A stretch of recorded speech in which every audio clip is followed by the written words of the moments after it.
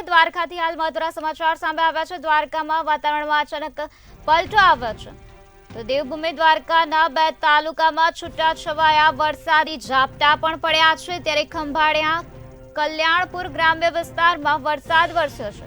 તો ઘઉં, ચણા, જીરું સહિતના પાકોને નુકસાનની ભીતિ સેવાઈ રહી છે। દ્વારકા જિલ્લાના વાતાવરણમાં અચાનક પલટો આવ્યો છે। દ્વારકાના 2 તાલુકામાં છૂટાછવાયા વરસાદી ઝાપટા પડ્યા છે। તો દ્વારકાના ખંભાળિયા તેમજ કલ્યાણપુર ગ્રામ્ય વિસ્તારમાં વરસાદ વરસ્યો છે। ઘઉં, ચણા તેમજ જીરું સહિતના પાકોને નુકસાનની ભીતિ સેવાઈ રહી છે। ત્યારે છૂટાછવાયા વરસાદી ઝાપટાના કારણે હાલ ખેડૂતોમાં ચિંતાનો માહોલ જોવા મળી રહ્યો છે। તો દ્વારકામાં વાતાવરણમાં અચાનક પલટો જોવા મળ્યો છે, જેમાં દ્વારકાના 2 તાલુકામાં છૂટાછવાયો વરસાદ પડ્યો છે। ખંભાળિયા અને કલ્યાણપુર ગ્રામ્ય વિસ્તારોમાં વરસાદ વરસ્યો છે। તો ઘઉં, ચણા તેમજ જીરું સહિતના પાકોને નુકસાનની ભીતિ સેવાઈ રહી છે।